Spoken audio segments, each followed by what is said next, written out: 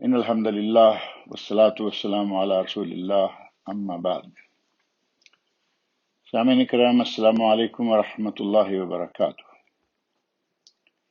اس وقت سعودی radio Jeddah سے محمد منیر قمر حاضر خدمت ہے۔ سامعین گرامی، سعودی عرب سے اردو میں عالمی نشریات کے عظیم ادارے جدہ ریڈیو سے کئی سالوں سے ہمارا تعلق قائم ہے، اور 14 سال سے زیادہ عرصہ یہ تعلق ہر ہفتے میں کبھی ایک مرتبہ تھا اور کبھی ہر ہفتے میں 2 مرتبہ، اور پھر بعض وجوہات کی بنا پر یہ تعلق کچھ کم ہو گیا، لیکن منقطع نہیں ہوا الحمدللہ۔ جب ہمارے پہلے پروگرام اسلام اور ہماری زندگی کا آغاز ہوا تو اس وقت اردو سروس کے صدر محترم جناب ڈاکٹر سید سعید عابدی صاحب حفظہ اللہ تھے، جن سے ہمارے بڑے اچھے مراسم آج تک چلے آ رہے ہیں، اور یہ پروگرام ہر ہفتے میں ایک مرتبہ نشر ہوا کرتا تھا۔ ڈاکٹر صاحب نہ صرف صدر شعبہ تھے بلکہ ایک درویش منش انسان، ماہر فن حدیث اور بڑے علامہ فہامہ شخص تھے۔ اطال اللہ فی عمرہ بالصحہ والعافیہ ونفع اللہ بہ الامہ۔ ان کی ریٹائرمنٹ کے بعد دوسرے صدر شعبہ جناب ڈاکٹر لعیق اللہ خان صاحب حفظہ اللہ نے یہ منصب سنبھالا، اور ان کے عہد صدارت میں ہمارے پہلے پروگرام کے ساتھ ساتھ ہی ایک اور پروگرام بھی شروع ہو گیا، اور وہ تھا سعودی عرب تعمیر و ترقی کی راہ پر۔ ایک عرصہ تک یہ پروگرام بھی چلتا رہا، اور پھر اس کی جگہ ایک تیسرے پروگرام نے لے لی، اور وہ تھا اسلامی عبادات۔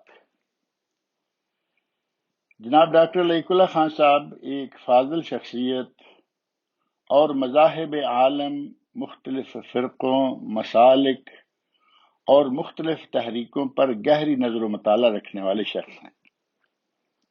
یہ بھی سرکاری عمر پوری کرنے کے بعد اس منصب سے ریٹائر ہو چکے ہیں، اور ہمارے ساتھ ان کے آج تک بھی بہت اچھے مراسم قائم ہیں۔ رعاہ اللہ وحفظہ من کل سوء و مکروہ۔ اس وقت شعبہ اردو ریڈیو جدہ کے صدر جناب محمد رضی صاحب ہیں حفظہ اللہ۔ وہ اپنی ان سرکاری و نشریاتی مصروفیات کے ساتھ ساتھ عربی ادب کے ماہر ہیں، اور عنقریب پی ایچ ڈی کی ڈگری حاصل کرنے والے ہیں۔ اللہ تعالیٰ انہیں ادبی میدان میں ہی نہیں بلکہ ہر میدان میں، خصوصاً دین کے میدان میں کامیابیوں سے نوازے۔ نوجوان ادیب و فاضل ہیں، اور ہمارے ساتھ ان کے بڑے اچھے تعلقات قائم ہیں۔ وفقنا اللہ و ایاہ لکل خیر وتقبل اللہ منا ومنہ صالح الاعمال۔